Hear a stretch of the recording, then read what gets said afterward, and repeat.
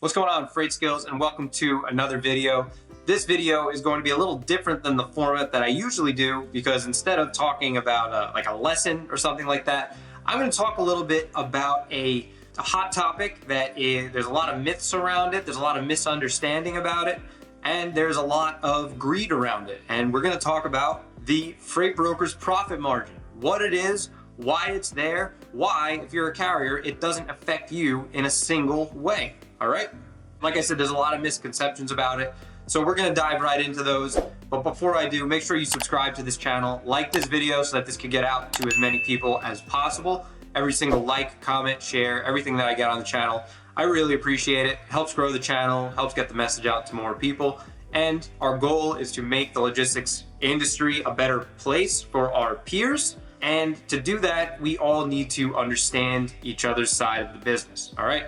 So this video is not an attack on brokers. It's not an attack on carriers. It's simply a way for you to understand, no matter where you are, what the broker's profit margin looks like, what you can expect, what it is. Like, we're gonna talk about all of that stuff, uncover a little bit, knock off some of the myths around it so that you can understand what's going on here in the business, okay? Let's talk about first what the broker's profit margin is. When a broker accepts a load from a customer and gives it to a carrier, there is a small margin, small to medium-sized margin on that shipment that is billed to the customer. All right, this can range from anywhere from 10 to 20%. I'll talk a little bit about more numbers in a second. All you have to understand is that the brokers make money by being the middleman and the matchmaker between a shipper and a carrier, okay? Now, a lot of things that carriers don't understand is that customers deal with brokers because they don't want to deal with you. That is the honest truth. Brokers make the phone calls that shippers don't have the time to make. Brokers pay the carriers faster than the shippers pay us. Brokers handle issues that carriers encounter better than a shipper can, because shippers don't have knowledge about all the laws and the rules, and shippers don't have the time to manage their transportation. That's why they enlist the help of a broker. And now if you think about it, that makes brokering a very difficult field because we are only paid on performance. We can sit and make thousands and thousands of calls per day and not get paid if we can't match a truck with a load. All right, that's not a very good spot to be in. It's a very poor business model if you think about it, because there's no guarantee of anything every single day. There have been days in our brokerage and we'll do a good volume of loads every single day, but sometimes we'll get 5 to 10 loads. Some days we'll get 50 to 70 loads. Like, it's very sporadic and we never know if it's going to be feast or famine. The only thing we can do is work hard to make sure that the famine days are limited. That's the first thing you have to understand about brokers making money on the transaction. They're not making money off of a carrier. They're making money off of doing a job that a shipper does not have time to do. Okay? It has nothing to do with the carrier. It has everything to do with what is the value of that shipper getting the help that they need. So that's what the broker's margin is, why it's there. It's there because brokers need to keep the lights on. Brokers spend money. We have a lot of expenses that carriers do not see. Carriers, I know, you don't have to go in the comment section and tell me how much it costs to run a truck. I know it's really expensive, okay? But brokers have their own expenses too. Brokers have to pay for insurance if you want to get in with any good shippers. We have to pay for our bond. We have to pay for our technology. We have to pay for employees. We have to pay for our phone, our internet, our supplies. We might have an office space. We might have a company vehicle. Those are all things that we have to pay for. It can be anywhere from the hundreds to the thousands of dollars per month. Carriers have daily expenses. They have to pay for continuous maintenance, diesel, unsuspected breakdowns, things like that. They have to pay for IFTA taxes. They have to pay, sometimes when they go to a shipper, they have to pay to get loaded, lumper charges. There's a ton of stuff that carriers have to pay for up front too. So rather than us both butting heads and saying, oh, I have to pay for this, and the brokers say, oh, I have to pay for this, let's just both accept that both of us have expenses to run our businesses. There's a need for brokers, there's a need for carriers. One may think that they could function without the other, but in the grand scheme of things, in the overall picture, if you eliminated brokers from the picture, completely out of the industry, 80% of the carriers will go out of business or lease on to a bigger carrier for a significant pay cut. Okay, owner-operators would not exist without brokers, just so you know, because you can't afford to go 30 to 60 days without getting paid. And guess what? The enterprise companies who brokers land those contracts with that are paying you decently well, hopefully very well, aren't going to work with you because you can't meet their terms. Brokers help the smaller carriers grow because they have flexibility. They have the business structure in place to help you. Okay, they also help their customers. It's a very give and take thing. And all you're giving as a carrier is a couple percent. You're not really giving anything, but customers are giving a couple percentage points on their freight in order to get that value. That's just like a little rant about like why brokers do make money on shipments. Again, it's not coming from the carrier side. If a dispatcher is working for a carrier, it comes from the carrier side because the carrier gets a bill, percentage of that goes off to the dispatcher. What a carrier moves a load for is not affected by the broker's margin. The broker's margin is affected by what the customer wants to pay for it. If a customer wants to move a $2,000 load for $1,500 and the broker goes out and puts the load out for $1,200, if it's not the right price, it's not going to move. That's just how the market works. The market is always perfect. Just like the stock market, the prices are always perfect. If somebody out there is willing to take the load for $1,500 or $1,200, just because you might think that it's a cheap load or cheap freight, somebody else did it. And the market is going to have the final say. A lot of truckers and independent drivers think that they are the market, that they decide the prices. And yes, you decide the prices for your truck. You have every right to accept freight that pays you well, that you know is going to help you cover your expenses, but you don't get to dictate the market. Just because like RateView and all these places said that something costs $3.60 a mile doesn't mean that it is. It changes so fluidly every single hour of every single day. It depends on drivers' preferences, where they're going. Is it a backhaul or a head haul? Do they have a lot of trucks in the area? Are they having a slow month? Do they need to make rent the next day? Like so many things go into what a truck will move a load for. And you just have to accept that there are more people playing this game than just you. So just because you think a load should pay you $4,500 and someone else is willing to move it for $4,100, it doesn't mean every broker is evil. It doesn't mean shippers are cheap. It just means that we are in a fair market. Their capitalism is real and people have the right to move things for the price that they're willing to do it for. If they lose money, guess what? They're gonna go out of business in a few months. You won't have to worry about them anymore. The people who make it in this game, truckers and carriers, truckers and brokers rather, are the ones who are in it for the long haul. And the only way you are in it for the long haul is if you focus on your business and do the things that are right for you, and you stop looking at what everybody else is accepting. Like, if you're gonna spend time complaining about all the brokers' rates who are 20% below what you think you should be paid, rather than going out and finding that broker or that load that will pay you what you want, then you're just as guilty as being part of the problem as the people accepting the cheap freight. Right? Whatever you focus on is what you're gonna find. If you focus on complaining about cheap freight, you're gonna find cheap freight because that's what you're looking for. If you focus on keeping your trucks running, making sure your monthly expenses are on point, preserving costs where you can, upkeeping your equipment so you avoid potential expensive breakdowns, that's how you win as a carrier. All right, just my 2 cents on that. Now, broker margin, what is it? How much is it?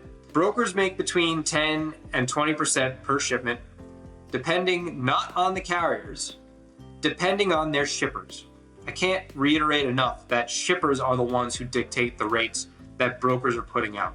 When a shipper calls a broker for a rate, what usually happens is they'll talk to a few carriers or they'll use one of the rate matrices to come up with a number.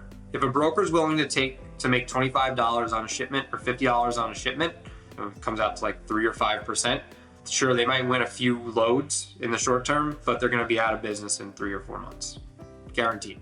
Any broker who advertises themselves as having great rates for carriers and low rates for shippers is going to go out of business.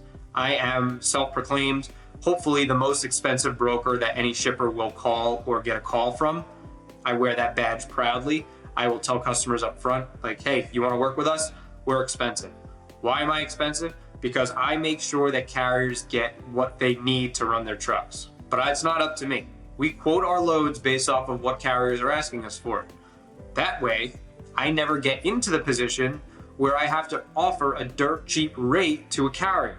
You see how that works? I don't make promises that I can't keep to my shippers. That's why I have a great reputation. That's why shippers stay with us for the long term.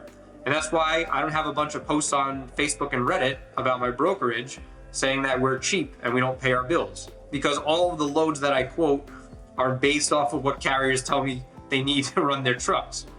All right, and that's a good, well, just to sum that up, it's a good segue to my next point. But brokers make between 10 and 20%. 25% is a home run. 30% is a mega grand slam. You don't see that often. The more expensive a load, the higher the profit margin. And now, Lewis, why is the profit margin higher on a more expensive load? Because money costs money. The bank interest rate right now is about 8%. So that means that if I borrow $10,000 from the bank to pay for a $10,000 load, that money is costing me 8% of $10,000 per day. It's $80, but not per day, per month, whatever it is. $80 a month. If a customer pays me in 90 days, if I'm only making $500 on that $10,000 load, interest is already at 80 times 3, 240. Now my profit margin went down from 500 to 260. You see how that works?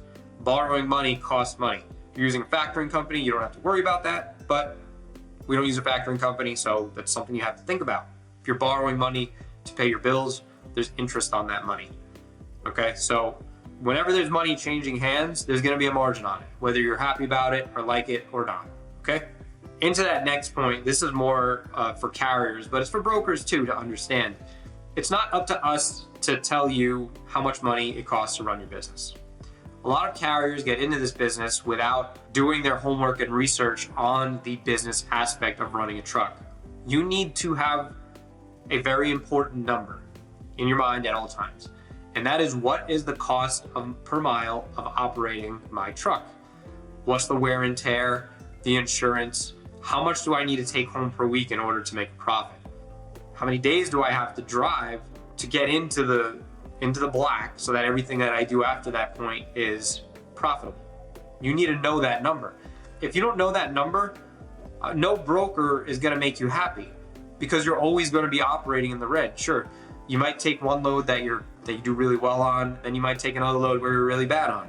And then at the end of 2 months, something happens, you don't have a lot of money in the bank, and now all brokers are evil because you didn't do your math. Just like it's a broker's responsibility not to accept loads that they can't cover for prices, it's your responsibility to know what you need to run the load so that you don't get into a bad situation. You need to know that if you don't make 10K a week revenue, that you're not going to be able to maintain your truck. Or you might need to know, like, oh, the slow season's coming up in November.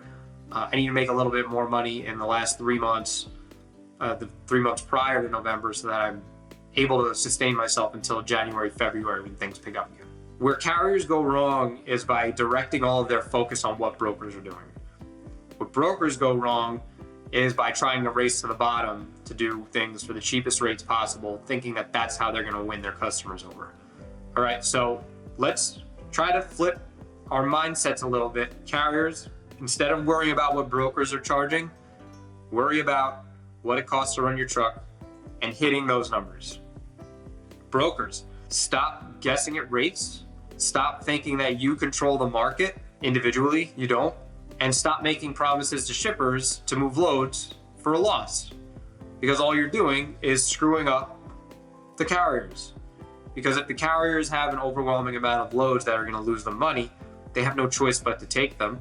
And yeah, it might be great for the broker who makes $50 or $100 for the load, but the carriers are going to start hurting.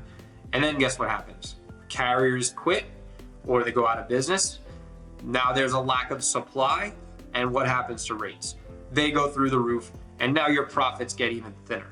And this is a cycle I see happen every few years or months, whatever you want to call it. What happens is the rates are really high, people see it, they join the ranks, they get their commercial license, they start driving trucks.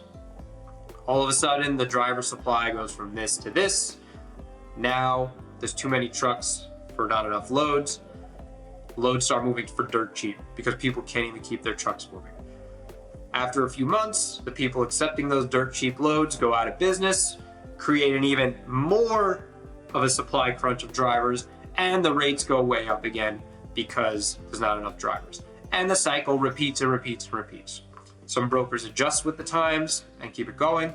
Some shippers adjust with the times and know how to navigate it. Some of them think that they're just going to keep moving their loads for dirt cheap. Those shippers run into problems, and the cycle just continues and continues. All right. The only way that I can guarantee you do well over the long term as a broker is by adjusting to the market. Don't make promises you can't keep to shippers. Pay your carriers well. Carriers, do your best to know your numbers. Do your best not to accept freight that is going to cause you to lose money unless it's like a dire emergency. Like, say you live in Texas and you're in New Jersey empty, and maybe your family member gets sick. You need to get to Texas fast, but you don't want to lose a whole bunch of money. Maybe you accept the load from New Jersey to Texas at a loss. It's a special circumstance. It happens. Just don't make that the norm, and then you'll be fine, and you'll be able to sustain yourself and hopefully grow your carrier outfit to as big as you want it to be. That's my little rant about broker margin and rates as a whole. There's a lot of stuff in there about broker mindset, carrier mindset, and what you need to do in order to be successful no matter what side of the fence that you're on. So I hope you enjoyed it. If you did, make sure you comment below. I'd love to know your thoughts on it. If you want me to touch on some other points about broker margin, money, things like that, happy to answer any questions in the comment section. Subscribe to this channel so you don't miss any more videos from Freightskills. And before you go, if you want to debate this a little bit more, I invite you to join my free group. It's called the Freight Broker Network, linked right down below. Just click that link, fill out your info. I'll send you an invite. So until the next video, I'll see you soon.